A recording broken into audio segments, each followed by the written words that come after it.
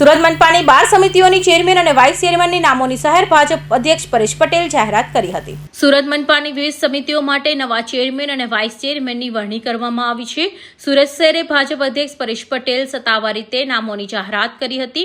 આરોગ્ય સમિતિના ચેરમેન તરીકે અશોક રાંદેરિયા અને વાઇસ ચેરમેન તરીકે વિક્રમ દેસાઈની વરણી કરવામાં આવી છે।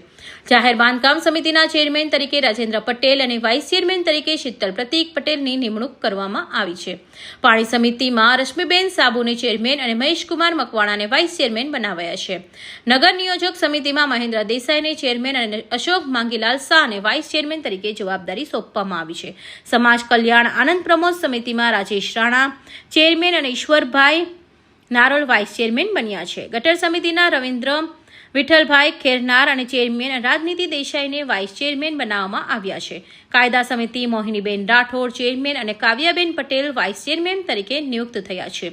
જ્યારે રૂગણાલય રાહત અને તંદુરસ્તી વર્ધક સમિતિમાં અલકાબેન પાટીલને ચેરમેન અને હેમાક્ષીબેન ચૌહાણને વાઇસ ચેરમેન બનાવવામાં આવ્યા છે।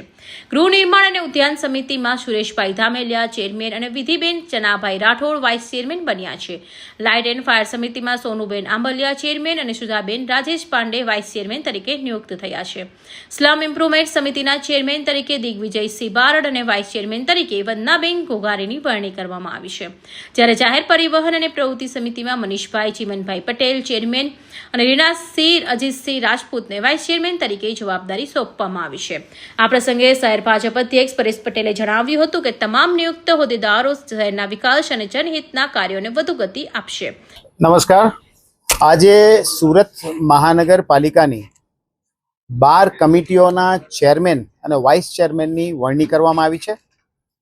આરોગ્ય સમિતિના ચેરમેન તરીકે અશોક રાંદેરિયા અને વાઇસ ચેરમેન તરીકે વિક્રમ દેસાઈનું નામ ઘોષિત કરવામાં આવ્યું છે। જાહેર બાંધકામ સમિતિમાં રાજેન્દ્ર પટેલને ચેરમેન નિયુક્ત કરવામાં આવ્યા છે અને શીતલ પ્રતીક પટેલને વાઇસ ચેરમેન નક્કી કરવામાં આવ્યા છે। પાણી સમિતિ રશ્મિબેન સાબુ ચેરમેન તરીકે અને મહેશકુમાર મકવાણા વાઇસ ચેરમેન તરીકે નિયુક્ત થયા છે।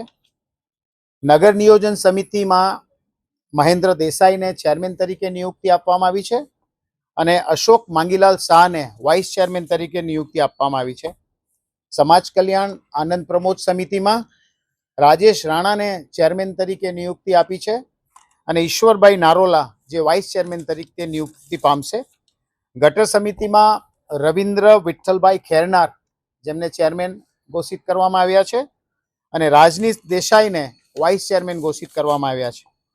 કાયદા સમિતિમાં મોહિનીબેન રાઠોડને ચેરમેન તરીકે નિયુક્તિ આપી છે અને કાવ્યાબેન પટેલને વાઇસ ચેરમેન તરીકેની નિયુક્તિ આપવામાં આવી છે। રૂગણાલયો વૈદ્યકીય રાહત અને તંદુરસ્તી વર્ધક સમિતિમાં અલકાબેન પાટીલને ચેરમેન તરીકે ઘોષિત કરવામાં આવ્યા છે અને હેમાક્ષીબેન ચૌહાણને વાઇસ ચેરમેન તરીકે નિયુક્તિ આપવામાં આવી છે। ગૃહ નિર્માણ અને ઉદ્યાન સમિતિમાં સુરેશભાઈ ધામેલિયાને ચેરમેન તરીકે નિયુક્તિ આપી છે અને વિધિબેન છનાભાઈ રાઠોડને વાઇસ ચેરમેન તરીકે નિયુક્તિ આપવામાં આવી છે।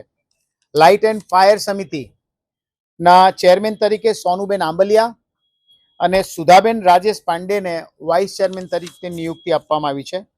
સ્લમ ઇમ્પ્રુવમેન્ટ સમિતિમાં દિગ્વિજયસિંહ બારડ જેમને ચેરમેન તરીકે નિયુક્તિ આપી છે અને વંદનાબેન ઘોઘારી જેઓ વાઇસ ચેરમેન તરીકે નિયુક્તિ પામ્યા છે।